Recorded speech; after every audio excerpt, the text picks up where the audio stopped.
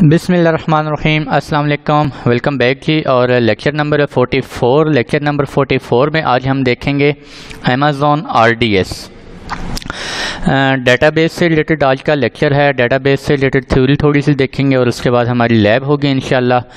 तो RDS क्या होता है जी? अमेज़ॉन रिलेशनल डेटाबेस एक हमारे पास एक डेटाबेस सर्विस है अमेज़ॉन के ऊपर। सबसे पहले डेटाबेस क्या होती है उसका थोड़ा सा ओवरव्यू करते चलें।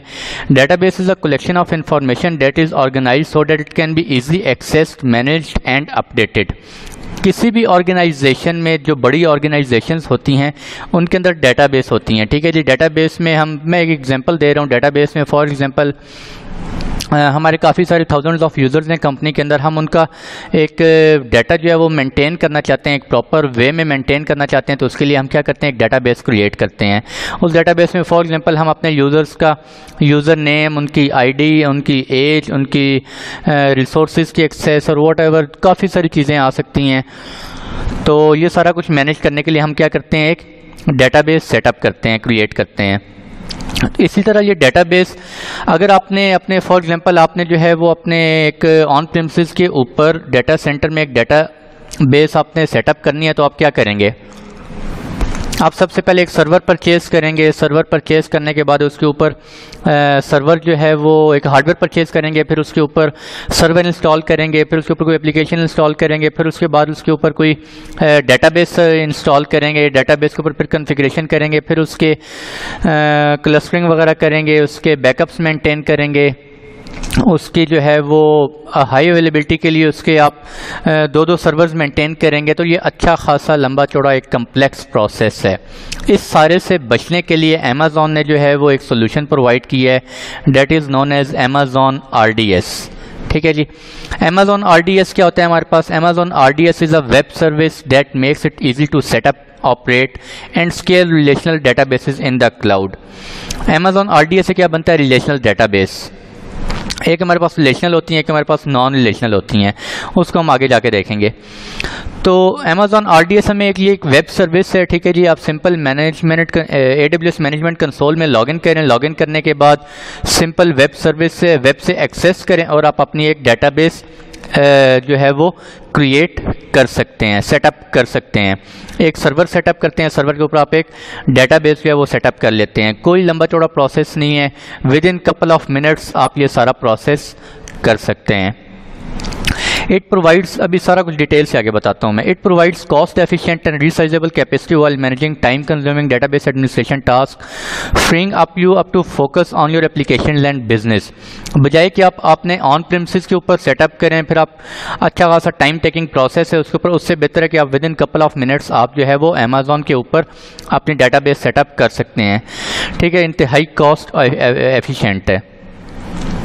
Relational databases are made up of tables with data that fits into predefined category. अच्छा, RDS के ऊपर डेटाबेस के अंदर हम क्या करते हैं, कुछ टेबल्स क्रिएट करते हैं। उन टेबल के अंदर रोज होती हैं, कॉलम्स होती हैं, वो सारा कुछ क्रिएट करते हैं जो कि आपको डेटाबेस का पता होगा, डेटाबेस किस तरह से बनती है, उनके अंदर टेबल्स वगैरह क्रिएट करते हैं। ठीक है, मैं उस डिटेल में नहीं जाऊँगा, इतनी ज़्यादा डिटेल में हम लोग। अमेज़ॉन रिलेशनल डेटाबेसेस जो हैं वो कौन कौन सी हैं? अमेज़ॉन जो है हमें कौन कौन सी रिलेशनल डेटाबेसेस प्रोवाइड करता है? Amazon Arora, MySQL, MariaDB, PostgreSQL, Oracle और SQL सर्वर। अमेज़ॉन अरोड़ा जो है ये अमेज़ॉन की अपनी प्रोडक्ट है, ठीक है जी। अमेज़ॉन की अपनी डेटाबेस से रिलेटेड प्रोडक्ट है जो कि अमेज़ॉन रिलेशनल डेटाबेस है। ओवरव्यू क्या है जी? Amazon RDS takes over many of the difficulties और this management task of relational database. When you buy a server, वही मैं आपको बता चुका हूँ, आप सर्वर परचेज करते हैं। अब ऑन प्रीमिसेस के ऊपर आपको क्या होता है जी? आप एक CPU, एक सर्वर परचेज किया, उसके अंदर इतना CPU लगा हुआ, इतनी मेमोरी लगी हुई, इतनी स्टोरेज लगी हुई है। अपने इन्वायरमेंट के हिसाब से, अपने IOPS जो भी आपके हैं उसके अकॉर्डिंग आपने एक सर्वर परचेज कर लिया। कल को आपको क्या होता है जी? आपके 1 साल बाद, 2 साल बाद आपकी सर्वर की जो है वो आपके यूज़र्स इतने ज़्यादा हो जाते हैं, डेटाबेस इतनी बड़ी हो जाती है कि आपको CPU एक्सटेंड करना पड़ जाता है, या आपको स्टोरेज एक्सटेंड करना पड़ जाता है, या मेमोरी एक्सटेंड करना पड़ जाती है। तो वो आपके लिए क्या हो जाएगा? आपके अच्छा खासा एक कॉम्प्लेक्स प्रोसेस होगा ऑन प्रीमिसेस पे। अगर आप RDS पे यही प्रोसेस करें फर्स्ट टाइम आप CPU, मेमोरी, स्टोरेज, IOPS के अकॉर्डिंग आप जो भी सर्वर सेटअप करते हैं, डेटाबेस सेटअप करते हैं, कल को आपकी डेटाबेस एक्सटेंड कर जाती है, डेटाबेस बढ़ जाती है, तो उसकी कोई टेंशन लेने की ज़रूरत नहीं है।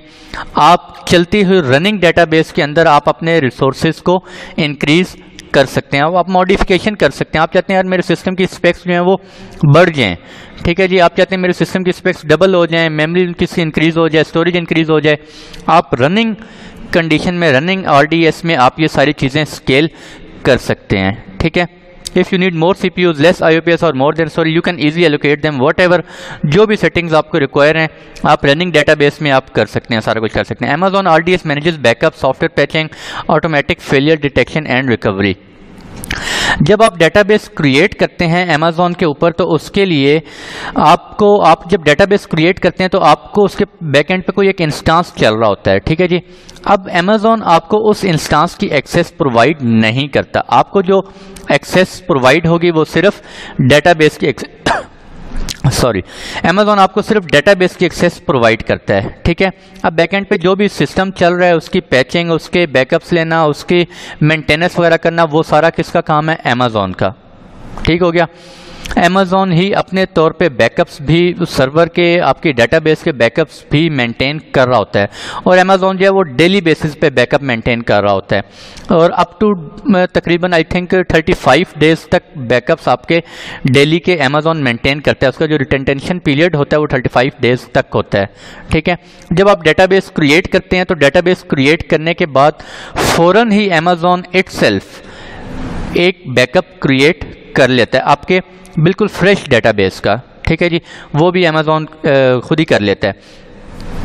To deliver a managed service experience, Amazon RDS does not provide shell access to DB instances, ठीक है। तो मैंने आपको बताया है DB instances के ऊपर Amazon आपको एक्सेस प्रोवाइड नहीं करता। आपको जो एक्सेस होगी वो सिर्फ डेटाबेस के ऊपर होगी, और आप अपने डेटाबेस को एक्सेस कर सकते हैं, ऑन प्रेमिसेस से एक्सेस कर सकते हैं, और वाया लिनक्स से एक्सेस कर सकते हैं, विंडोज़ के सर्वर से एक्सेस कर सकते हैं, अपने VPC के अंदर से एक्सेस कर सकते हैं, कहीं से भी एक्सेस कर सकते हैं, ठीक है।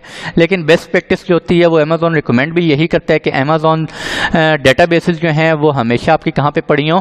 प्राइवेट हों, ठीक है। या तो आप उसे ओवर द VPN एक्सेस कर रहे हो, या वाया योर VPC आप इंटरनली VPC के अंदर से एक्सेस कर रहे हो। Amazon creates backups on daily basis, मैं आपको बता चुका हूँ। You can have automated backups performed when you need them, और manually create your own backup snapshot। आप खुद से जब बैकअप लेना चाहें, स्नैपशॉट को बैकअप ही बोलते हैं, मैं आपको बता चुका हूँ। AWS में आप खुद से स्नैपशॉट लेना चाह रहे हैं किसी भी वक्त, आप मैनुअल ले सकते हैं, या आप Amazon में कोई विंडो डिफाइन कर देते हैं कि यार डेली इस बेसिस पे, डेली इस टाइम जो है वो रात को या दिन को, किसी भी टाइम जब आपकी डेटाबेस ज़्यादातर यूज़ नहीं हो रही होती, आप चाहते हैं यार उस टाइम उसका बैकअप ले लिया जाए, Amazon उस टाइम पे बैकअप डेली बेसिस पे आपका लेगा, ठीक है। You can use this backups, आप उस बैकअप से फिर अपने डेटाबेस को रिस्टोर कर सकते हैं किसी भी वक्त। In this way the Amazon RDS restore process works reliably and efficiently, ठीक है जी। और बैकअप से रिलेटेड, अच्छा, you can get high availability with the primary instance and asynchronous secondary instance that you fair over this. आप RDS के अंदर multiple highly available जो है या मल्टी एजी एनवायरनमेंट वो भी कॉन्फ़िगर कर सकते हैं। इन केस आपका प्राइमरी इंस्टांस डाउन हो जाता है, ऑटोमेटिकली आपका सेकेंडरी इंस्टांस अप हो जाएगा, आपको कोई उसको सेटिंग करने की ज़रूरत नहीं है। अब जस्ट आपने एक ऑप्शन चूज़ करना है, मल्टी एजी आपने डेटाबेस क्रिएट करनी है या सिंगल एजी क्रिएट करनी है। अगर आप मल्टी एजी क्रिएट करेंगे तो आपकी डेटाबेस जो है वो मल्टीपल अवेलेबिलिटी जोन्स में डेटाबेस क्रिएट हो रही होगी। इन केस आपकी फर्स्ट डेटाबेस प्राइमरी डाउन हो जाती है, सेकेंडरी ऑटोमेटिकली अप हो जाएगी, आपको इल्म तक नहीं होगा उसका, ठीक है जी। और दोनों में डाटा सिंक्रोनिसी जो है वो कॉपी हो रहा होता है। You can also use MySQL, MariaDB और Postgre read replicas to increase read scaling. आप जो है वो स्नैपशॉट के अलावा रीड रेप्लिकास वो भी क्रिएट कर सकते हैं। रीड रेप्लिकास क्या होते हैं? अगर आपकी फॉर एग्जांपल एक ही अवेलेबिलिटी जोन में आप डेटाबेस चल रही है और आप जो है वो रीड रेप्लिकास किसी और अवेलेबिलिटी जोन में क्रिएट कर सकते हैं। इन केस आपकी यहाँ से ये डाउन हो गई है तो आप रीड रेप्लिकास जो है वो वहाँ से रिस्टोर कर सकते हैं या वहाँ से एक्सेस दे सकते हैं अपनी डेटाबेस को। वहाँ से आपकी डेटाबेस के अंदर जो डाटा है वहाँ से आपका डाटा रीड होता रहे, रीड एप्लीका से, ठीक है जी। In addition to the security in your database this you can control, आपकी डाटाबेस को कौन एक्सेस कर सकते हैं। आप AWS IAM रोल वहाँ से भी अपने यूजर्स परमिशंस को एक्सेस दे सकते हैं कि कौन आपकी डाटाबेस को एक्सेस कर सकता है, या आप सिक्योरिटी ग्रुप्स में जो है वहाँ पे जाके डिफाइन कर सकते हैं कि सिक्योरिटी ग्रुप में आप के कौन से जो है वो IPs इसको एक्सेस कर सकते हैं, कस्टम IPs आप डिफाइन कर सकते हैं, ठीक है, वो कौन एक्सेस कर सकता है। You can also help protect your databases by putting them in a virtual VPC, आप एक अपना VPC क्रिएट कर सकते हैं, बाय डिफॉल्ट VPC है उसके अंदर डाटाबेस क्रिएट करना चाह रहे हैं उसके अंदर भी कर सकते हैं। Amazon RDS बेनिफिट्स को थोड़े देखते हैं जी। अच्छा, हमारे पास ये 4-5 तरह की मैं आपको पीछे बता चुका हूँ, 5 तरह की आई थिंक डेटाबेसेस होती हैं, Arora, MySQL, MariaDB, Postgre, SQL, Oracle और SQL सर्वर। हम जो है वो आज के केस में MySQL के ऊपर जो है वो प्रैक्टिस करेंगे, डेटाबेस क्रिएट करेंगे। बेनिफिट्स में क्या है जी, कॉस्ट एफिशिएंट है, आई थिंक 12 और $13, $12.5 पर मंथ जो है वो आपको इंक्लूडिंग इट्स डेटाबेस और इंक्लूडिंग इट्स इंस्टांस इसकी जो है वो प्राइस है, ठीक है।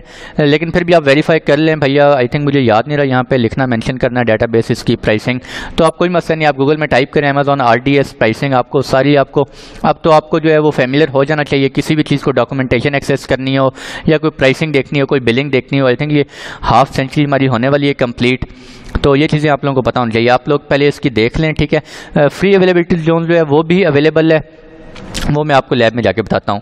इसके अलावा ये रिलायबल है, मल्टी एजी में आप जितने एजीज में चाहें इसको जो है वो सेटअप कर सकते हैं अपनी डेटाबेस को। स्केलेबल है, स्केलेबल इन द सेंस आप चाहते हैं आप कल को अपनी कॉन्फ़िगरेशन चेंज करना चाहते हैं डेटाबेस की, जो आपके इंस्टांस की जो स्पेक्स हैं आप उसको मॉडिफाई करना चाहते हैं, आप मॉडिफाई कर सकते हैं, किसी भी वक्त मॉडिफाई कर सकते हैं, ठीक है। और इसके अलावा ऑटोमेटिक सॉफ्टवेयर पैचिंग आप कर सकते हैं, ऑटोमेटिक आपने पैच कर सकते हैं। AWS जो है वो ऑटोमेटिकली सॉफ्टवेयर पैचिंग करता रहता है, ठीक है, आपको इसकी कोई टेंशन लेने की जरूरत नहीं है। रीड रेप्लिकास आप क्रिएट कर सकते हैं। Point in time recovery depends upon logs, point in time recovery आप कर सकते हैं। पॉइंट इन टाइम रिकवरी क्या होती है जी, आपने कॉन्फ़िगरेशन की हुई है, सेटिंग की हुई है कि आपकी डेटाबेस की डेली रात को 12 बजे जो है वो बैकअप लिया जाए, ठीक है। अब रात को फॉर एग्जांपल अभी रात के 11 बज रहे हैं और आपकी डेटाबेस बैकअप जो हुआ था वो पिछली रात को 12 बजे हुआ था और अभी घंटे बाद बैकअप होना है, आपकी डेटाबेस फॉर एग्जाम्पल क्रैश कर गया ड्यू टू एनी रीज़न, ठीक है, डेटाबेस क्रैश कर गई है। अब बैकअप तो जो लिया था वो तो आपके कल रात को 12 बजे हुआ था, यानी कि उसके बाद 23 घंटे गुजर चुके हैं, तो आपका डाटा बड़ा इंपॉर्टेंट था, तो आप पॉइंट इन टाइम रिकवरी भी कर सकते हैं। मींस आपकी डाटाबेस अगर 11 बजे क्रैश हुई है आज, तो 11 बजे से 10-15 मिनट पहले तक का जो डाटा था वो सारा आप डाटाबेस के अंदर रिकवर कर सकते हैं via point in time recovery. वो कैसे रिकवर होता है, डेटाबेस के अंदर जो भी आपकी मॉडिफिकेशंस हो रही होती हैं, सेटिंग्स हो रही होती हैं या कॉन्फ़िगरेशंस हो रही होती हैं, उसका एक लॉग मेंटेन हो रहे होते हैं। तो अमेज़ॉन क्या करता है, जब आप पॉइंट इन टाइम रिकवरी करना चाहते हैं तो आपके जो लॉग्स होते हैं उन लॉग्स को कंपाइल करके वो आपकी जो पिछले जो कुछ सेटिंग्स होती हैं उन सबको क्या कर लेता है, फेच कर लेता है, ठीक है जी। तो इस तरीके से वो लॉग्स के ऊपर से यानी कि आपकी जो पॉइंट इन रिकवरी जो है वो कैसे होती है, वो आपके लॉग्स की वजह से आपको रिकवर हो जाती है। पॉइंट इन टाइम रिकवरी वो 10 से 15 मिनट पुरानी होती है, क्रैश करने से 10 से 15 मिनट पहले तक, ठीक है जी।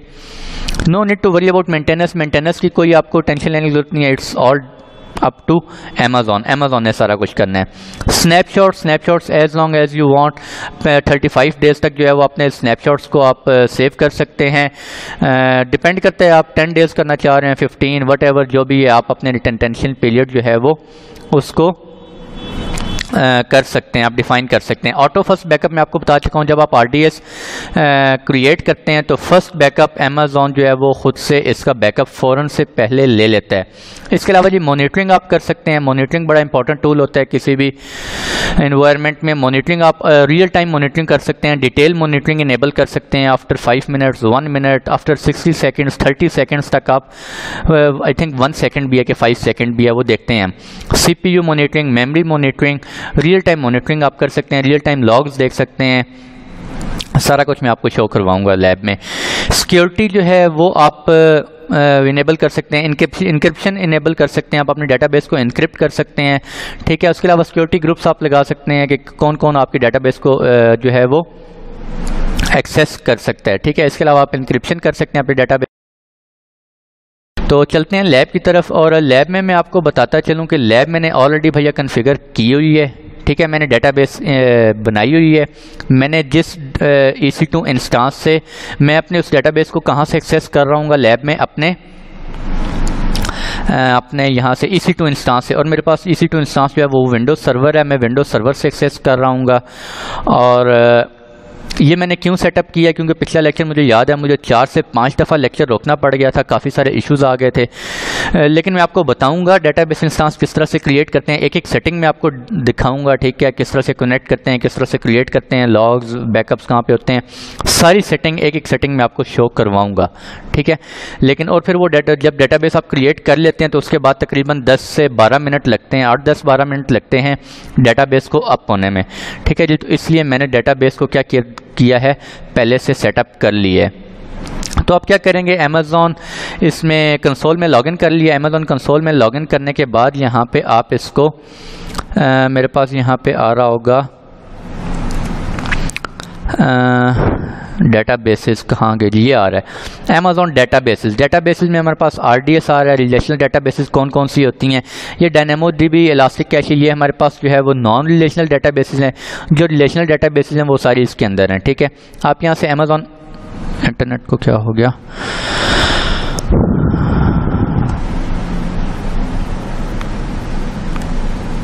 एक सेकंड होल्ड करें, मेरा इंटरनेट डिस्कनेक्ट हो गया, लेट मी चेक। अच्छा कनेक्ट हो गया।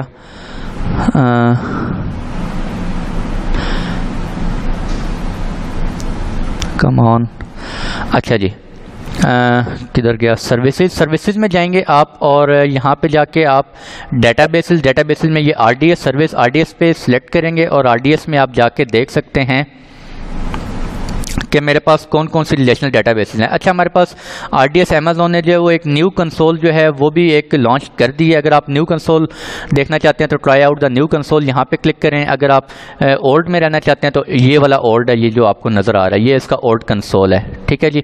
तो मैं न्यू में चला जाता हूँ। आई थिंक ये कुछ अरसे बाद हो सकता है अमेज़ॉन जो है वो पुराने वाले को टोटली एक्सपायर कर दे, हम सिर्फ न्यू ही कंसोल हमारे पास की एक्सेस शायद हो। तो मैं कोशिश करता हूँ कि न्यू कंसोल को ही एक्सेस करते हैं। Try out the new console. तो न्यू कंसोल में हम देखते हैं जी, अच्छा ये मेरे पास अमेज़ॉन का न्यू कंसोल है। अमेज़ॉन RDS हम लोगों ने सिलेक्ट कर लिया है, ठीक है। डेटाबेस इंस्टांसेस वो आपको शो कर रहा है। इस रीजन के अंदर आप टोटल 40, उसमें से एक इंस्टांस जो है वो डेटाबेस मैंने क्रिएट की हुई है, ठीक है जी।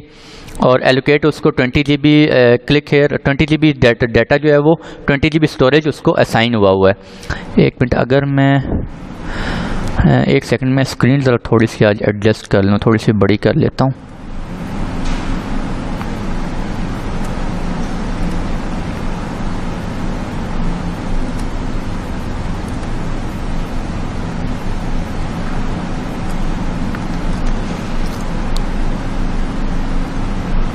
एक सेकंड भैया प्लीज़।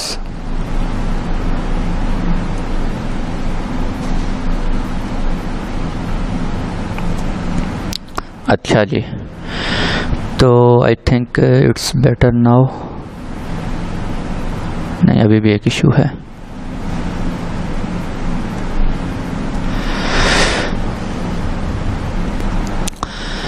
तो ये जो है हमारे पास, अच्छा ये हमारे पास RDS का जो है वो डैशबोर्ड है। डैशबोर्ड में आप ये सारी सेटिंग्स देख सकते हैं, डेटाबेस इंस्टांसेस देख सकते हैं, पैरामीटर ग्रुप हम कॉन्फ़िगर करेंगे, ठीक है। ऑप्शन देखेंगे और डेटाबेस इंस्टांस लिमिट देखेंगे। आप लिमिट इंक्रीज़ कर सकते हैं। अगर आप 40 डेटाबेस DBs आप यहाँ पे क्रिएट कर सकते हैं इस रीजन में। अगर इससे ज़्यादा करना चाह रहे हैं तो आपको अमेज़ॉन से रिक्वेस्ट करनी पड़ेगी, ठीक है। रिजर्व्ड इंस्टांसेस आप देख सकते हैं। हम जो है वो ऑन डिमांड इंस्टांसेस के ऊपर डेटाबेस बनाएंगे। स्नैपशॉट्स आप देख सकते हैं, अभी तक स्नैपशॉट्स कितने लिए जा चुके हैं। डेली बेसिस पे अमेज़ॉन स्नैपशॉट ले रहा था। आई थिंक मैंने ये कल डेटाबेस क्रिएट की थी।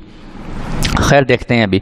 इवेंट सब्सक्रिप्शंस, आप इवेंट्स देख सकते हैं, कौन कौन से इवेंट्स हैपन हो रहे हैं, कब स्नैपशॉट लिया जा रहा है, आपके डेटाबेस स्टार्ट हो रही है, या आपका इंस्टांस है वो स्टार्ट हो रहा है, नहीं हो रहा, क्या हो रहा है, सारा कुछ हम देख सकते हैं। डिफ़ॉल्ट VPC आप देख सकते हैं, सबनेट्स आप देख सकते हैं, ठीक है। आपको डॉक्यूमेंटेशन चाहिए, यहाँ पे क्लिक करें, आप डिटेल डॉक्यूमेंटेशन जो है वो इसकी रीड कर सकते हैं, और यहाँ पे आप देख सकते हैं कि ये डैशबोर्ड है और यहाँ पे आपको इंस्टांसेस शो हो रहे हैं। इंस्टांसेस आपने कितनी, ये देखें, ये एक मेरे पास डेटाबेस इंस्टांस है अभी, जिसके ऊपर मैंने जो है वो डेटाबेस क्रिएट की हुई है। कौन कौन सा उसके अंदर इंजन मेरा यूज़ हो रहा है, कौन सी डेटाबेस मैं यूज़ कर रहा हूँ, मैं आपको बताता हूँ अभी।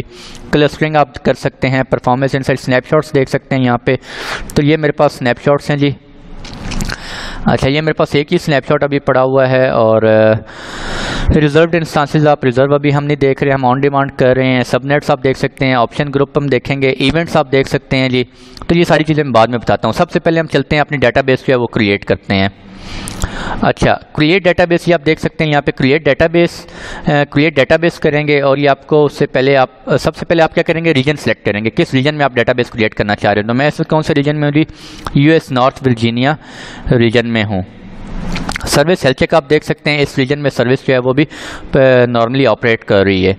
क्रिएट डेटाबेस पे आप क्लिक करेंगे तो डेटाबेस पे क्लिक करने के बाद यहाँ पे आपके पास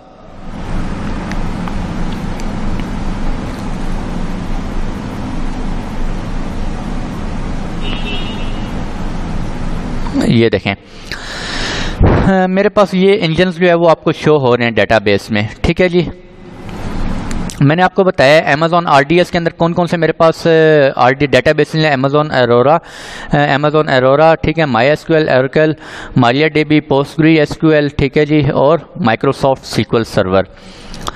अब हम कौन सी करेंगे, अगर आप चाहते हैं कोई भी इसमें डेटाबेस जो फ्री टाइल जो अमेज़ॉन प्रोवाइड करता है, फ्री टायर में हमारे पास आ जाती है MySQL। ठीक है जी, MySQL ये फ्री टायर है। या अगर आप चाहते हैं कि यहाँ से आप only enable options eligible for RDS free tyre usage, तो आप ये भी कर सकते हैं। अगर मैं ये करूँगा तो मुझे जो सिर्फ फ्री टायर हैं वही एक्सेसिबल होंगी। ये देखें आप, फ्री टायर मेरे पास ये नहीं है।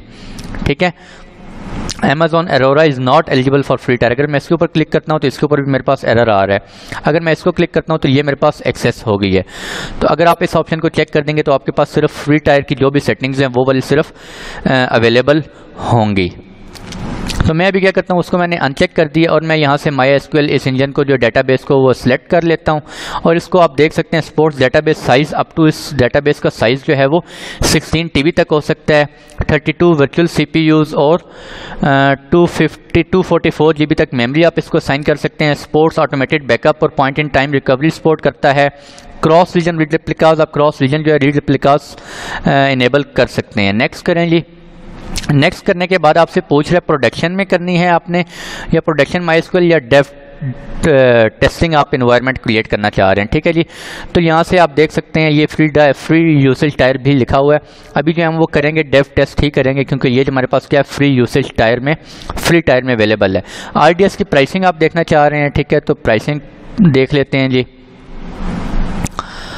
और प्राइसिंग में आप ये देख सकते हैं Amazon RDS is free to try, लेकिन Amazon RDS के अंदर हमारे पास एक डेटाबेस है जो कि Amazon MySQL है। ठीक है, ये वाली फ्री है, बाकी सबकी प्राइसिंग है। ठीक है, अगर आप इसकी प्राइसिंग ही देखना चाह रहे हो तो इसको ओपन कर लेते हैं और इसकी प्राइसिंग देख लेते हैं जल्दी से। तो ये आप प्राइसिंग आप देख सकते हैं जी, हमारे पास मल्टी एजी में आ रही है और ये सिंगल एजी में आ रही है। सिंगल एजी में प्राइस पर आर, अगर आप ये वाला स्टैंडर्ड इंस्टांस लेंगे ओहायो रीजन में, हम जो आज के D2.micro है हमारा, ठीक है, ये देखें T2.micro, ये अभी फ़िलहाल तो हमें फ्री टायर में फ्री है, लेकिन अगर आप फ्री टायर अगर आपका ख़त्म हो गया तो उसके आपको चार्जेस कितने हैं 0.017, जिसके अंदर 1 वर्चुअल CPU होता है और 512 MB रैम होती है आपके पास। ठीक है जी, तो ये सारी प्राइसिंग आप यहाँ से देख सकते हैं। उसके बाद मैं नेक्स्ट करता हूँ, डेवलपमेंट टेस्ट चेक करता हूँ और नेक्स्ट करता हूँ। नेक्स्ट करने के बाद आप ये देखें स्पेसिफाई डेटाबेस डिटेल्स, आप डेटाबेस DB की डिटेल्स आप मेंशन करेंगे। DB का आपका इंजन कौन सा है, आप कौन सा license model general purpose use करना चाह रहे हैं या आप अपना लाइसेंस करना चाह रहे हैं, तो वो हमारे पास दूसरी डेटाबेसेस में Amazon Aurora वगैरह में हमारे पास यहाँ पे एक ऑप्शन आ रहा होता है BYOD, bring your own license, BYOL। ठीक है जी, अगर आप अपना लाइसेंस इंटर करना चाहते हैं तो वो भी आप इंटर कर सकते हैं। ठीक है, और इसके अलावा यहाँ पे आप डेटाबेस इस डीबी का जो इंजन वर्जन है वो आप सेलेक्ट करना चाह रहे हैं, जो भी आप करना चाहें आपके अकॉर्डिंग एनवायरनमेंट। मैं फ़िलहाल बाय डिफ़ॉल्ट ही जाने दूंगा, ठीक है जी। और इसके अलावा फ्री टायर में आपको बता रहा है the Amazon RDS free tyre provide single DB T2.micro जिसके अंदर 20 GB तक स्टोरेज हमें होती है, ठीक है जी। और नेक्स्ट करें, डेटाबेस इंस्टेंस क्लास आप कौन सी सिलेक्ट करना चाह रहे हैं, तो मैं यहाँ पे कौन सी सिलेक्ट करूँगा, T2.micro, क्योंकि ये मेरे पास क्या है, अंडर फ्री टायर है, ठीक है जी। ये आपने उसके बाद आपसे पूछा है मल्टी एजी डिप्लॉयमेंट करना चाह रहे हैं। अगर आप मल्टी एजी में create replica in different zone, आप जिस अवेलेबिलिटी जोन को सिलेक्ट करेंगे,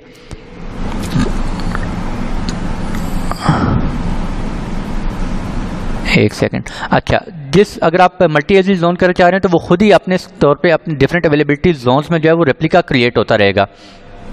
अगर आपका एक एजी डाउन हो जाता है तो ऑटोमेटिकली दूसरे एजी से आपको डेटाबेस एक्सेसिबल होगी, आपको कोई पता नहीं चलेगा कि आपके फर्स्ट प्राइमरी जो डेटाबेस है वो डाउन हुआ है या नहीं हुआ, या अवेलेबिलिटी जोन डाउन हुआ है या नहीं हुआ, ठीक है। तो हम फ्री टायर में हम नो कर रहे हैं, हम सिंगल एजी जो है वो डेटाबेस क्रिएट करने जा रहे हैं। स्टोरेज टाइप आपके ऊपर डिपेंड करता है, आप SSD यूज़ करना चाह रहे हैं या प्रोविजन IOPS यूज़ करना चाह रहे हैं, ठीक है। इन्फो पे क्लिक करें तो आप यहाँ पे देख सकते हैं, ये पढ़ सकते हैं जनरल पर, बल्कि मैंने आप लोगों को बताया भी SSD और प्रोविजन IOPS में क्या डिफरेंट होता है। अगर आपकी IOs जो हैं वो बहुत ज़्यादा हैं तो फिर आप प्रोविजन IOPS यूज़ करते हैं। अभी हम जनरल पर्पज़ ही यूज़ कर रहे हैं। 20 GB हमारे पास अंडर फ्री टायर है, ठीक है। और फर्दर ये आप देख सकते हैं, सारी पढ़ सकते हैं, ठीक है। एस्टिमेटेड मंथली कॉस्ट आपको बता रहा है डेटाबेस की इंस्टेंस की कितनी कॉस्ट आपको पड़ेगी, ये कॉस्ट पड़ेगी। स्टोरेज कॉस्ट कितनी पड़ेगी, 2.30 USD पड़ेगी, ठीक है जी। अच्छा, ये मुझे अभी क्यों यहाँ पे बता रहा है, आई थिंक ये मुझे बताना नहीं चाहिए था उसे। एक्चुअली मेरा जो अकाउंट है, जिस अकाउंट के ऊपर मैं ये आपको करवा रहा हूँ, ये मेरा अकाउंट फ्री टायर से एक्सपायर हो गया है, ठीक है जी। अभी लास्ट मंथ जो है वो फ्री टायर जो है मेरा अकाउंट ख़त्म हो गया है, लेकिन ये फिर भी मुझे मैंने एक्चुअली एक दूसरा क्रेडिट कार्ड मैंने कुछ और किया हुआ है। अभी मैं एक AWS एक्टिवेट पैकेज जो है वो मैंने एक्चुअली परचेज़ किया हुआ है AWS के अंदर, AWS से, ठीक है। उसका मैं कमिंग लेक्चर्स में आपको डिटेल बताऊंगा AWS एक्टिवेट पैकेज क्या होता है। तो इसलिए मुझे ये जो है वो भी डेटाबेस की प्राइसिंग वगैरह बता रही है, मुझे चार्ज करेगा, ठीक है जी। तो वैसे जो है वो फ्री टायर अकाउंट में आपको बिल्कुल चार्ज नहीं होगा, आप बेफिक्र हो के आप डेटाबेस क्रिएट कर सकते हैं, ठीक है। सेटिंग्स में फर्दर डेटाबेस आइडेंटिफायर, यहाँ पे आप कोई भी नाम दे लें जी, ठीक है। मैं कहता हूँ UITA फर्स्ट डेटाबेस, ठीक है। वट एवर जो भी आप नाम देना चाह रहे हैं, मास्टर यूज़र नेम आप देना चाहें, रूट दे लें, एडमिन दे लें, वट एवर जो भी आप देना चाह रहे हैं। पासवर्ड यहाँ पे रख दें और आप पासवर्ड रख सकते हैं आप यहाँ पे, ठीक है। उसके बाद नेक्स्ट करेंगे। नेक्स्ट करने के बाद एडवांस सेटिंग्स में कुछ आपने कॉन्फ़िगरेशन करनी है। आप VPC, किस VPC में आप डेटाबेस क्रिएट करना चाह रहे हैं, न्यू VPC क्रिएट करना चाह रहे हैं, मैं बाय डिफ़ॉल्ट में जाने ले रहा हूँ। सबनेट आप कर लें, ठीक है। सबनेट आप जिसमें करना चाह रहे हैं। अच्छा, वो इसलिए एक्चुअली मैं पीछे चुप हो गया था। अवेलेबिलिटी जोन में अगर आपने देखा था मल्टीपल एजी का एक हमारे पास ऑप्शन आया था, मल्टी एजी में क्रिएट। जब आप मल्टी एजी क्रिएट करेंगे तो यहाँ पे वो सबनेटिंग का आपके पास ऑप्शन आ रहा होगा कि किस किस एजी के अंदर जो है वो आप क्रिएट करना चाह रहे हैं अपनी डेटाबेस को, ठीक है जी। तो यहाँ पे हमारे पास शो हो रहा होगा। अभी मैंने चूंकि वहाँ पे सिंगल रखा हुआ है, नो किया हुआ है मल्टी एजी के ऑप्शन को, इस वजह से मेरे पास सबनेट ग्रुप नहीं आ रहे। मेरे पास एक ही एजी के अंदर, यानी कि एक ही सबनेट के अंदर जो है वो मेरी DB जो है वो क्रिएट होगी। पब्लिकली एक्सेसिबल आप चाहते हैं डेटाबेस इंस्टेंस को एक्सेस हो या ना हो, मैं इसको नो कर रहा हूँ। Database instance will not have a public IP address, ठीक है जी। तो और अवेलेबिलिटी जोन्स यहाँ पे आप देख सकते हैं किस अवेलेबिलिटी जोन में आप अभी इसको क्रिएट करना चाह रहे हैं। मैं चाहता हूँ इसको जी आप इस अवेलेबिलिटी जोन में क्रिएट कर दें। एक ही अवेलेबिलिटी जोन में मैं इसको क्रिएट कर सकता हूँ, क्यों? क्योंकि मैंने इसको जो है वो पीछे वाला मल्टीपल एजी का ऑप्शन नो किया हुआ। अगर आप वो येस किया होगा तो यहाँ पे आप मल्टीपल एजी सिलेक्ट कर सकते हैं अपने, ठीक है जी। Create a new VPC security group या choose existing VPC security group. Existing करना चाह रहे हैं, एग्जिस्टिंग कर लें, ठीक है। ये आई थिंक मैंने RDS लॉन्च विज़ार्ड मैंने क्रिएट किया भी हुआ है, मैं आपको वहाँ से जाकर बताता हूँ। सिक्योरिटी ग्रुप के अंदर आप RDS डिफ़ॉल्ट जो होती है वो हमारे पास ये देख सकते हैं डेटाबेस किस पोर्ट पे काम कर रही होती है, 3306 के ऊपर RDS, ठीक है जी, MySQL। तो आपने सिक्योरिटी ग्रुप के अंदर 3306 पोर्ट ओपन करनी है। जिस तरह हम EC2 इंस्टेंस क्रिएट करते हैं, EC2 इंस्टेंस क्रिएट करने के बाद हम 3389 RDP पोर्ट ओपन कर रहे होते हैं ताकि हम उस EC2 इंस्टेंस को एक्सेस कर सकें। इसी तरह आपने डेटाबेस के केस में 3306 पोर्ट ओपन करनी है, ताकि इस पोर्ट पे जो भी ट्रैफिक आ रही होगी आप उसको ओपन करेंगे। ठीक है जी। इसके अलावा डेटाबेस नेम बड़ा इंपॉर्टेंट है। यहाँ पे आप जो भी डेटाबेस नेम देना चाहें, मैंने जो नाम दिया हुआ है UIT है, डेटाबेस शायद नाम दिया हुआ है UIT है DB, आई थिंक मुझे नाम भी भूल गया, मैं वहाँ से देखता हूँ जाके, जिसको मैंने अभी जो ऑलरेडी मैंने क्रिएट की हुई है डेटाबेस। ठीक है। फर्दर आप पैरामीटर ग्रुप यहाँ पे कॉन्फ़िगर कर सकते हैं। ठीक है। ऑप्शन ग्रुप आप बाय डिफ़ॉल्ट अभी जाने दें ये दोनों चीज़ें। IAM DB ऑथेंटिकेशन, आप DB ऑथेंटिकेशन IAM से करवाना चाह रहे हैं, मैं फ़िलहाल डिसेबल कर रहा हूँ। आप करना चाहें IAM आपको बताया हुआ है, आप कर सकते हैं। इंक्रिप्शन आप करना चाह रहे हैं, नहीं करना चाह रहे, the selected engine does not support storage encryption. अभी जो हमने इंजन जो है वो सिलेक्ट किया हुआ, जो कि हमने शुरू में सिलेक्ट किया था डेटाबेस का 5.6 जो भी था, वो इंजन जो है वो कहता है इंक्रिप्शन सपोर्ट नहीं करता। ठीक है। तो आप इसके लिए कोई और इंजन सेलेक्ट कर सकते हैं। बैकअप्स आप मेंटेन कर सकते हैं, मैंने आपको बताया है। बैकअप रिटेंशन पीरियड कितने दिन के लिए आप बैकअप जो है वो रखना चाहते हैं, अभी 7 डेज़ हुआ है। ठीक है।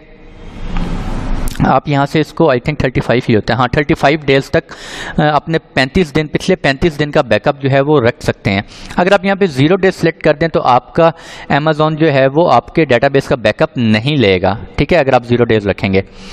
Select the number of days that Amazon RDS should retain automatic backup of this DB instance. तो अमेज़ॉन जो है वो खुद से ऑटोमेटिक बैकअप्स ले रहा होता है इसके। अगर आप सिलेक्ट विंडो कर दें तो सिलेक्ट विंडो में आप यहाँ पे टाइम ड्यूरेशन जो है वो डिफाइन कर दें। इस टाइम के अंदर जो है वो आप चाहते हैं आपके बैकअप लिए जाएं, तो आप वो अपना विंडो डिफाइन कर सकते हैं। ठीक है। Copy tags to snapshots, tagging जो है वो भी आपके बैकअप के अंदर कॉपी होते रहे, वो भी आप ऑप्शन चेक कर सकते हैं। मॉनिटरिंग आप इन्हांस मॉनिटरिंग इनेबल करना चाह रहे हैं, इनेबल कर सकते हैं। ठीक है जी। उसके अंदर RDS मॉनिटरिंग रोल आप डिफाइन कर सकते हैं कोई। ठीक है। मैं अभी फ़िलहाल डिसेबल कर रहा हूँ इसको, मैं आपको दिखाऊंगा मॉनिटरिंग। लॉग एक्सपोर्ट, आपको लॉग जो है वो क्लाउड वॉच लॉग्स की तरफ मैंने आपको बताया, क्लाउड वॉच पढ़ाया हुआ है। लॉग जो है वहाँ पे पब्लिश करना चाह रहे हैं कोई, वो आप कर सकते हैं। और इसके अलावा आप क्या कर सकते हैं, maintenance enable auto minor version upgrade. आप चाहते हैं कोई न्यू वर्जन आया लेटेस्ट, वो ऑटो खुद से जो है वो ऑटोमेटिक अपग्रेड हो जाए, तो वो आप ऑप्शन सेलेक्ट कर सकते हैं, the automatic upgrade occurs during the maintenance window. या आप डिसेबल करना चाह रहे हैं ऑटो माइनर वर्जन्स आपके जो हैं वो खुद से अपग्रेड ना हो, वो आप डिसेबल कर सकते हैं। इसके अलावा आप मेंटेनेंस विंडो आप चाहते हैं या डेटाबेस अमेज़ॉन जो है वो खुद से आपके डेटाबेस की और आपके इंस्टांस की जो है वो मेंटेनेंस परफॉर्म करता रहे, वो खुद से भी कर सकता है। ठीक है। अगर आप सेलेक्ट विंडो नहीं करें, यहाँ पे कोई टाइम पीरियड, ये देखें टाइम पीरियड डिफाइन नहीं करेंगे तो अमेज़ॉन जो है वो खुद से एक टाइम पीरियड हफ्ते के अंदर कोई भी टाइम पीरियड आपके अमेज़ॉन जो है वो कर देगा, एलोकेट कर देगा आपके डेटाबेस इंस्टांस को। ठीक है। और फिर उस पीरियड के अंदर वो खुद ही मेंटेनेंस किया करेगा अमेज़ॉन। अगर आप नो कर दें तो ये हो जाएगा। अगर आप खुद से करना चाह रहे हैं, सिलेक्ट विंडो कर लें, वो आप कर सकते हैं। क्रिएट डेटाबेस पे क्लिक करेंगे, जो डेटाबेस आपकी क्रिएट हो जाएगी। अभी आई थिंक क्रिएट नहीं होगी, अच्छा क्रिएट होगी है। Your DB instance is being created, वो क्रिएट किया जा रहा है। एक्चुअली मैंने अभी डेटाबेस इंस्टांस को नाम तो नहीं दिया था, DB नहीं दिया था मैंने वो, तो आई डोंट नो, पता नहीं है क्यों उसने क्रिएट कर लिया। खैर डेटाबेस नेम मुझे देना चाहिए था, अच्छा बल्कि दिया हुआ है, sorry UIT first DB, sorry मैंने कहा शायद नहीं दिया मैंने। और इसके अलावा एक सेकंड जी,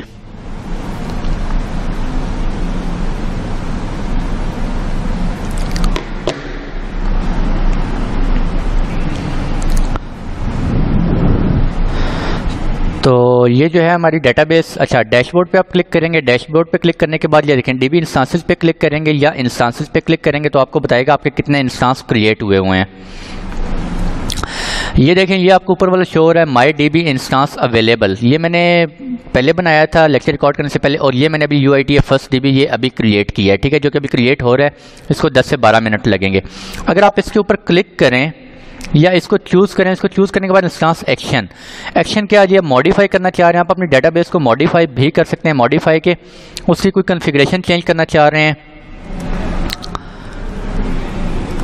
आप, उसकी कोई मॉडिफिकेशन, एक सेकंड यार स्क्रीन बहुत तंग कर रही है।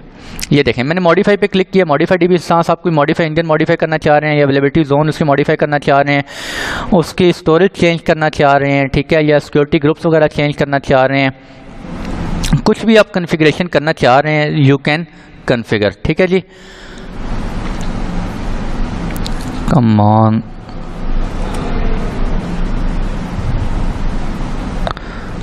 मेरा इंटरनेट आज बहुत स्लो है यार। ठीक है, और इसके अलावा आप क्या कर सकते हैं, इंस्टेंस सेक्शन में स्टॉप कर सकते हैं, किसी भी टाइम रिबूट कर सकते हैं, डिलीट कर सकते हैं, क्रिएट रीड रेप्लिका जो है वो आप क्रिएट कर सकते हैं। स्नैपशॉट आप चाह रहे हैं, अभी बैकअप लेना चाह रहे हैं, आप बैकअप ले सकते हैं। Restore two point in time recovery में आपको बता चुका हूँ, आप अपने स्नैपशॉट को किसी और अवेलेबिलिटी जोन में जो है या रीजन में आप मूव करना चाह रहे हैं, आप वो मूव कर सकते हैं इसको। ठीक है, आप चाह रहे हैं वहाँ पे उस रीजन में जाके आप डेटाबेस सेटअप करना चाह रहे हैं, आप ये कर सकते हैं। ठीक है, जिसके अलावा स्नैपशॉट्स में आप यहाँ पे देख सकते हैं, ये देखें UITF फर्स्ट DB। अभी जैसे ही आपका डेटाबेस क्रिएट होगी तो आपका जो है वो एक बैकअप ले लिया जाएगा ऑटोमेटिकली। मैंने आपको बताया ऑटोमेटिकली फर्स्ट बैकअप अमेज़ॉन आपका ले लेता है। इसके अलावा सबनेट ग्रुप्स आप देख सकते हैं, बाय डिफ़ॉल्ट के अंदर मैंने बनाया है अभी। ठीक है, इवेंट्स में आप देख सकते हैं क्या इवेंट्स अकर हो रहे हैं, तो इवेंट्स में आप ये देख सकते हैं UITA फर्स्ट DB इंस्टेंस। ठीक है, ये क्या हो रहा है, क्रिएट हो रहा होगा। मैं इसको ज़रा थोड़ा सा, ये देखें DB इंस्टेंस क्रिएटेड। ठीक है, ये DB इंस्टेंस स्टार्टेड, यानी कि अभी मैंने थोड़ी देर पहले लेक्चर रिकॉर्ड करने से पहले मैंने जो पहले मैंने DB इंस्टेंस क्रिएट किया हुआ है वो DB इंस्टेंस किया हुआ क्या हो गया, स्टार्ट हो गया।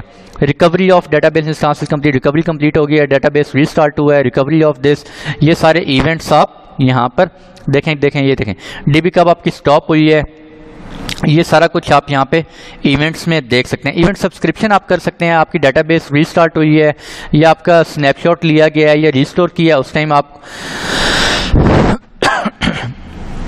सॉरी यार मेरा गला शदीद खुश्क हो गया है बोल के।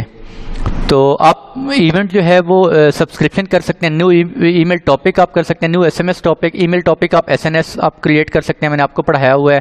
ठीक है, आप चाहते हैं सोर्स में फॉर एग्जांपल कुछ स्नैपशॉट या इंस्टांसेस हैं, इंस्टांसेस पे कोई इवेंट अकर हुआ है, ऑल इंस्टांसेस पे या what type of event categories.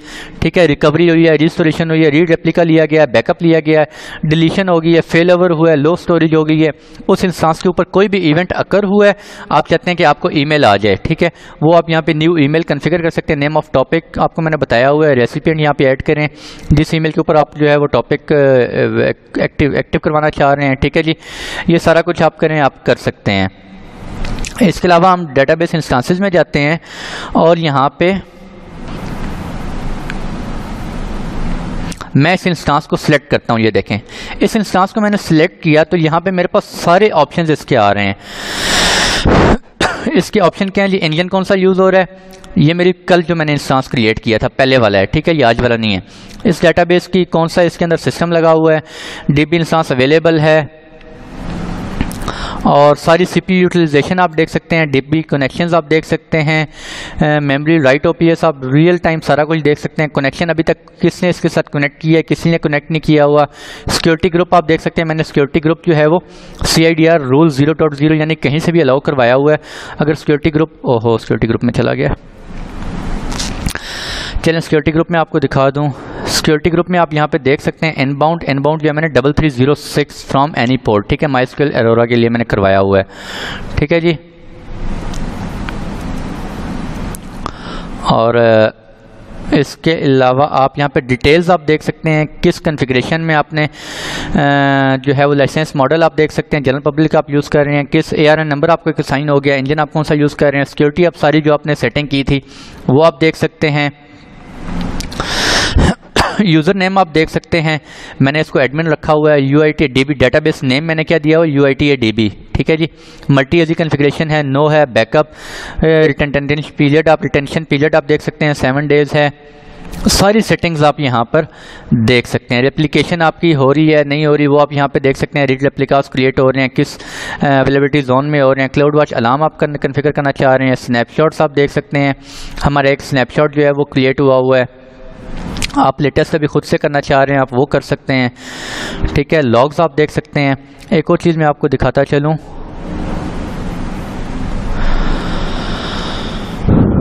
Services RDS। अच्छा, ये सारा जो मैंने आपको दिखाया, ये न्यू कंसोल जो अमेज़ॉन ने लॉन्च किया, ये सारा उसे मैं आपको सेटिंग्स दिखा रहा हूँ, ठीक है। अच्छा, पुराना अभी शो नहीं हो रहा, मैं चाह रहा था आपको पुराने से भी एक शो करवा दूँ। खैर, अच्छा, जब आप डेटाबेस क्रिएट कर लेते हैं तो डेटाबेस क्रिएट करने के बाद आपको एक एंड पॉइंट असाइन हो जाता है। उस एंड पॉइंट से आप अपने डेटाबेस को एक्सेस करते हैं, ठीक है। वो एंड पॉइंट कहाँ पे है वो मैं आपको शो करवाता हूँ अभी।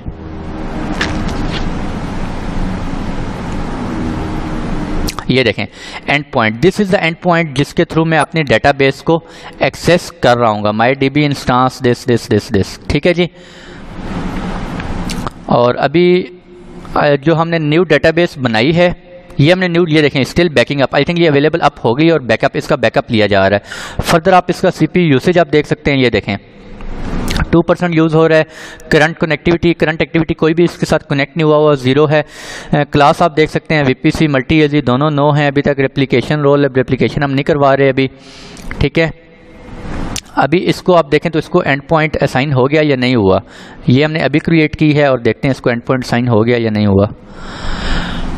अच्छा जी, ये देखें UITA फर्स्ट DB, इसको भी एंड पॉइंट असाइन हो गया है, ठीक है। और इसका भी ऑटोमेटिक बैकअप लिया जा रहा है, तो करीबन 10 से 12 मिनट लगते हैं। अभी हम क्या करते हैं, अपने इंस्टांस डेटाबेस को एक्सेस करते हैं। मैं अपने इस डेटाबेस को एक्सेस करूँगा। ये जो अभी हमने, ये देखें ये भी अवेलेबल होगी, अप हो गई, ठीक है। ये हमने कल बनाई थी और इसका मैं एंड पॉइंट जो है वो कॉपी कर लेता हूँ। This is the end point. उससे पहले मैं क्या करता हूँ,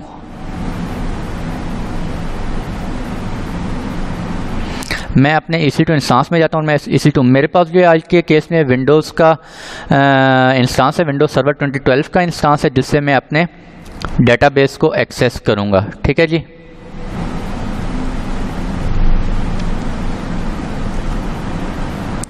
आप लिनक्स के केस में करना चाह रहे हैं तो लिनक्स में मैं फ्यूचर में किसी लेक्चर में देखूंगा, लिनक्स से भी आपको बता दूंगा कि लिनक्स से कैसे एक्सेस करते हैं।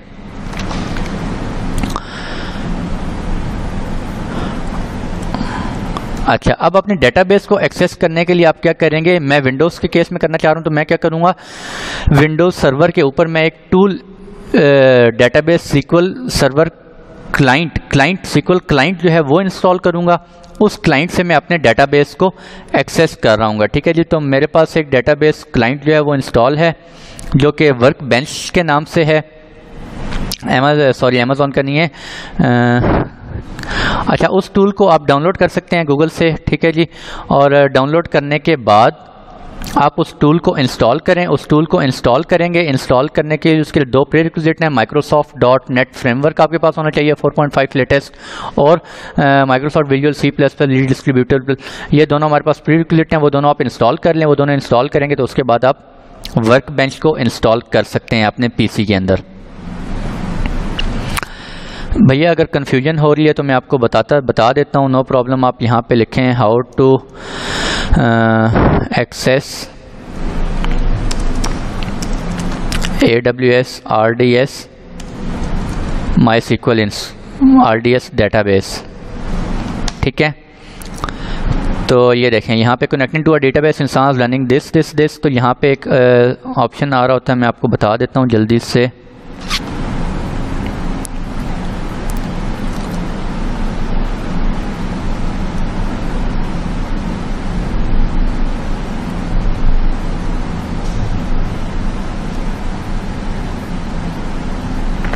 दिस किधर गया भैया,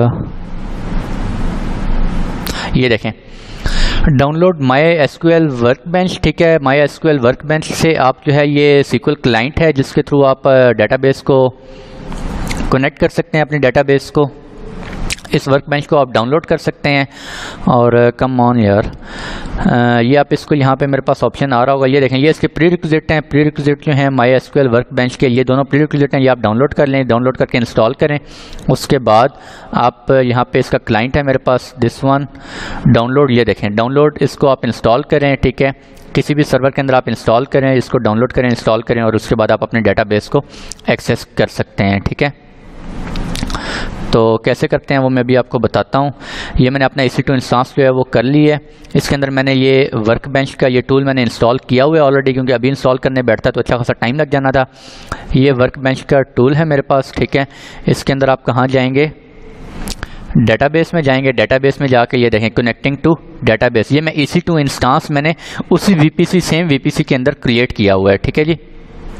database, connect to database, database को कनेक्ट करने की कोशिश करते हैं और यहाँ पे आप अपने होस्ट नेम देंगे। होस्ट नेम में आप एक सेकंड में कॉपी कर लूँ, एंड पॉइंट जो है वो कहाँ गया, दिस वन।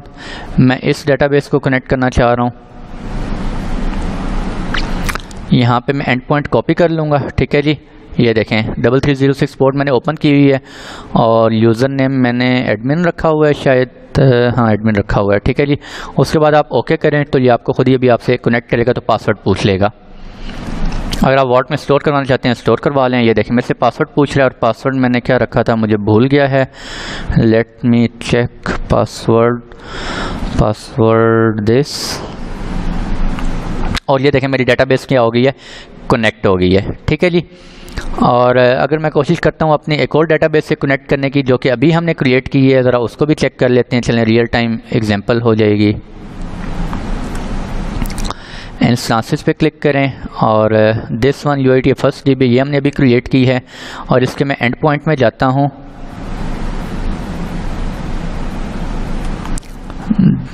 दिस और दिस वन, यहाँ पे आप इसको भी कर लें, कंट्रोल V करें, ठीक है। यूज़र नेम मैंने आई थिंक एडमिन दिया है शायद, भूल गया मुझे, और ओके करें। ओके करने के बाद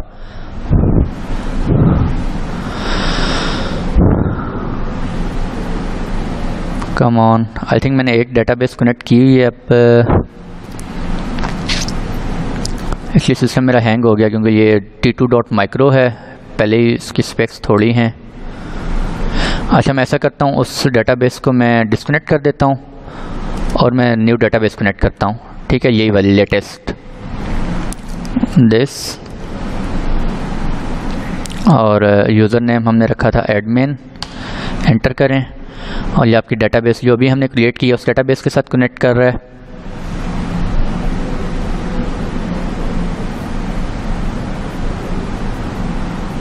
अच्छा जी, क्यों नहीं कनेक्ट कर रहा अभी मुझे समझ आ गई है, एक सेकेंड। दिस और हमारी डेटाबेस किधर है, ये है। इसके अंदर डेटाबेस के अंदर सिक्योरिटी ग्रुप में हम जाके देखते हैं कि हमने पोर्ट ओपन करवाई हुई है या नहीं। ये देखें ये सिक्योरिटी ग्रुप है, इस सिक्योरिटी ग्रुप को ओपन करते हैं और चेक करते हैं क्या ये पोर्ट ओपन है और कहाँ से ओपन है। Let me check, inbound. अच्छा ये देखें जी F2C4 यही है, F2C4, ठीक है जी। और F2C4 में गए, F2C4 में इनबाउंड जो है वो क्या है, 3389 पोर्ट ओपन है। तो ये मैं एडिट करता हूँ और मैं क्या करूँगा 3306 पोर्ट ओपन करवाता हूँ। MySQL Aurora, ठीक है। ये देखें 3306 पोर्ट और फ्रॉम एनीवेयर फिलहाल कर देते हैं कस्टम। आप इसको एनीवेयर करना चाह रहे हैं, माई IP देना चाह रहे हैं, कस्टम वट जो भी आप सेटिंग करना चाह रहे हैं आप कर सकते हैं। सेव करें इसको। सेव करने के बाद सोर्स मैंने इसको एनी कर दिया, ठीक है। अब हम दोबारा इसको एक्सेस करते हैं और देखते हैं। ये देखें मेरे पास क्या आ रहा है, can not connect to database server. Real time example हमारे पास शो हो गई है जी, गुड हो गया। इसको क्लोज करते हैं और क्लोज करने के बाद मैं दोबारा इसको एक्सेस करने की कोशिश करता हूँ। कम ऑन, क्या हो गया यार, स्टक ही हो गया।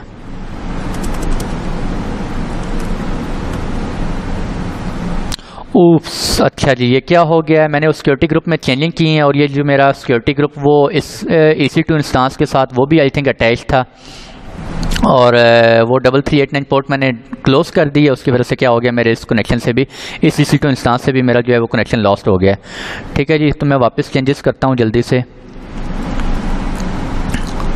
सिक्योरिटी ग्रुप, और सिक्योरिटी ग्रुप में गए 42 वाला था कोई F2C4 और इसमें इनबाउंड में हमने रूल में चेंजिंग की थी 3306 पोर्ट। इसमें वापस मैं क्या करता हूँ RDP पोर्ट ओपन करवा देता हूँ ताकि मैं अपने RDP ताकि मैं अपने RDP उस पर सर्वर को एक्सेस कर सकूँ, ठीक है। सेव, और उसको ऐसा करता हूँ मैं जो हमारा किधर गया? इसको मैं सिक्योरिटी ग्रुप, इसको मैं कोई और सिक्योरिटी ग्रुप जो है वो अटैच कर देता हूँ। मैं देखता हूँ मेरे पास कौन सा 3306 वाला है।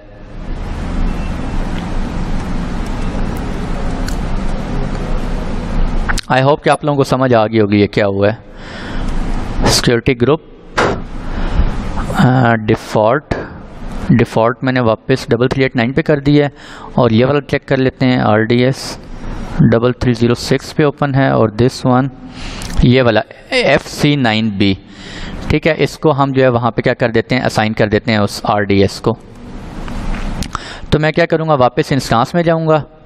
ये वाली डेटाबेस इंस्टांस है जो कि मुझे एक्सेस नहीं हो रही। मैं इसके इंस्टांस सेक्शन में जाऊँगा और मॉडिफाई करने की कोशिश करता हूँ। और मॉडिफाई में जाके सिक्योरिटी ग्रुप में देखता हूँ, यहाँ पे सिक्योरिटी ग्रुप ये है जी। अच्छा ये देखें F2C4 अभी सिक्योरिटी ग्रुप असाइन हुआ हुआ है। मैं कहता हूँ जी आप ये वाला सिक्योरिटी ग्रुप FC9B, ये वाला उसको सिक्योरिटी ग्रुप असाइन हो जाए, ठीक है जी। FC9B, where is FC9B? This one FC9B, ठीक है। अब मैंने ये वाला सिक्योरिटी ग्रुप उसको साइन कर दिया है। और अब मैं जाके क्या करता हूँ, कंटिन्यू करता हूँ। मॉडिफाई DB इंस्टांस को मैंने मॉडिफाई कर दिया है। और अब मैं जाके ज़रा RDP करता हूँ और दोबारा से इसको एक्सेस करने की कोशिश करता हूँ। Database, connect to database. अच्छा मुझे फिर वो जो है उसका एंड पॉइंट जो है वो मुझे कॉपी करना पड़ेगा। एंड पॉइंट में कॉपी कर लेता हूँ। दिस Ctrl+C करते हैं और this Ctrl+V, user name admin दिया था शायद, और पासवर्ड हाँ ये देखें ये एक्सेसिबल हो गई है, ठीक है। और ये मुझे डेटाबेस का ये देखें परफेक्ट हो गया। जो रियल टाइम हमने डेटाबेस अभी क्रिएट की थी MySQL@UITA फर्स्ट DB, वो डेटाबेस भी हमें क्या हो गई है, एक्सेस हो गई है। वो एक्सेस इसलिए नहीं हो रही थी क्योंकि सिक्योरिटी ग्रुप हमने गलती से उसे गलत वाला नहीं, जो RDP वाला EC2 इंस्टांस का सिक्योरिटी ग्रुप है वो वाला असाइन कर दिया था, ठीक है जी। तो ये हमारे पास डेटाबेस जो है वो एक्सेस हो गई। अब इस डेटाबेस के अंदर आप टेबल्स फर्दर क्रिएट कर सकते हैं, रोज़ क्रिएट कर सकते हैं, कॉलम्स क्रिएट कर सकते हैं, whatever you know very well what we do in databases, ठीक है जी। तो ये था आज का लेक्चर। और मैं एक्चुअली आपको एक चीज़ शो करवाना चाह रहा था। मैं चाह रहा था पुराना जो कंसोल है वो भी आपको शो करवा दूं, लेकिन वो पुराना भी शो कर नहीं रहा। मैं दोबारा ट्राई करता हूं अगर वो ऑप्शन देता है। नहीं कर रहा। गेट स्टार्टेड बाय से यहाँ पे ऑप्शन आ भी नहीं रहा ना। एक सेकंड होल्ड करें।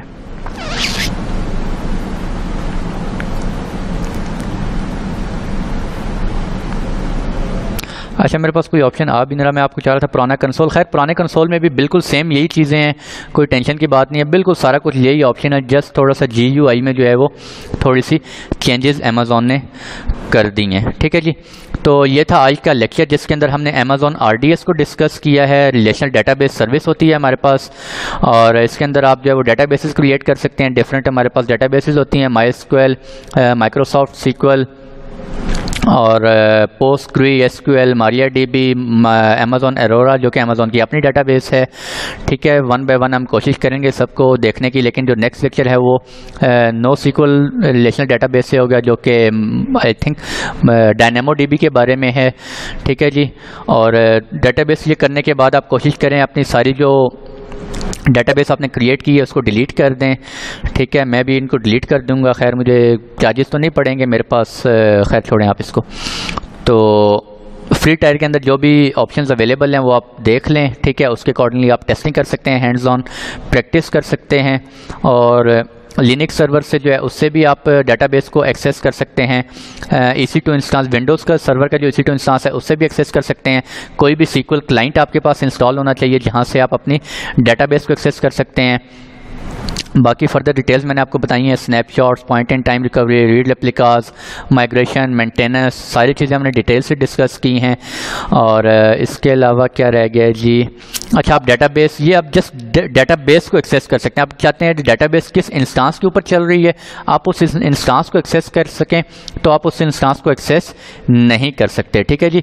ये जिस EC2 इंस्टांस से हम एक्सेस कर रहे हैं अपने डेटाबेस को, ये EC2 इंस्टांस सेपरेट है, ये मैंने खुद से अपने एनवायरनमेंट में इंस्टॉल किया हुआ है। इस इंस्टांस के ऊपर मैंने SQL क्लाइंट इंस्टॉल किया और उस क्लाइंट से मैं उस डेटाबेस को एक्सेस कर रहा हूँ। ठीक है जी, तो आज के लिए इतने ही रखते हैं। लेक्चर काफ़ी अच्छा खासा लंबा हो गया है, मैं चाह रहा था हाफ़ करना लेकिन फिर हो नहीं सकता था बहरहाल। तो खुश रहें जी, दुआओं में ज़रूर याद रखिएगा, आपकी दुआओं की अशद ज़रूरत रहती है। अपना ख्याल रखिएगा, अपने अपनों का ख्याल रखें, खुश रहें।